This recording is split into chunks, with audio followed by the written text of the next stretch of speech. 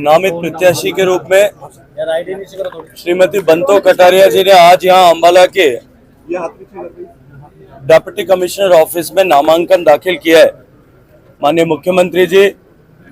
माननीय कंवरलाल जी, माननीय असीम गोयल जी की उपस्थिति में जो आज ये नॉमिनेशन फाइल किया है, मुझे पूरे देश भर में लगभग प्रवास करने का अवसर मिला है और मैं जिम्मेदारी के साथ में एक बात कह सकता हूं कि जिस तरह से एक बार फिर विकसित भारत के संकल्प को सिद्ध करने के लिए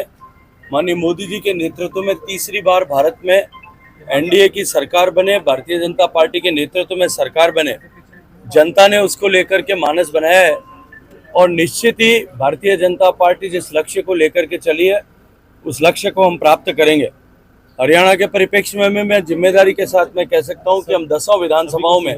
निश्चित रूप से विजयी होने वाले हैं। भारतीय जनता पार्टी का कमल खिलेगा, सर्वत्र खिलेगा और भारतीय जनता पार्टी 400 के पार जाकर के एक प्रचंड बहुमत की सरकार बनाएगी। जनता ने इसके लिए मानस बनाया है और इस बार एक बार फिर नरेंद्र मोदी जी के नेतृत्व में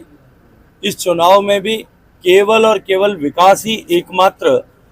मुद्दा है। उस विकास के मुद्दे पर भी और देश विकसित हो सकता है, इस विश्वास के साथ में जनता माननीय नरेंद्र मोदी जी के नेतृत्व में सरकार बनाने के लिए आशीर्वाद देने वाली है। कांग्रेस 5 गारंटी की बात कर रही है, उसे किस तरह से देखते हैं कि मोदी गारंटी को झूठ बताते हैं और कांग्रेस का कहना है कि उनकी गारंटी जो है, देखिए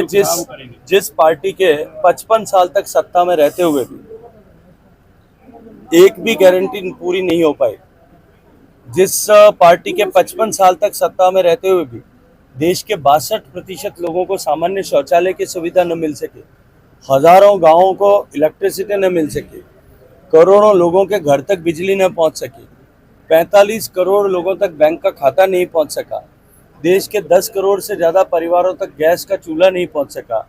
उसकी गारंटी जो है अब देश की जनता और सामान्य व्यक्ति गरीब मक्ती मानने के लिए तैयार नहीं है। जिसकी खुद की गारंटी फेल हो गई हो वो दूसरों की गारंटी ले, इसको देश की जनता समझती भी है, जानती भी है और पहचानती भी है। बीजेपी संविधान और आरक्षण को खत्म करेगी। बीजेपी आरक्षण में काफी कम परसेंटेज रहा है वोटिंग का, तो अब क्या? देखिए, परसेंटेज कम होना लोकतंत्र में निश्चित रूप से चिंतन का विषय है। ये केवल सभी स्टेक होल्डर्स के लिए चिंतन का विषय है, केवल किसी एक पॉलिटिकल पार्टी के लिए नहीं। लोकतांत्रिक व्यवस्था में परिपक्व होते हुए लोकतंत्र में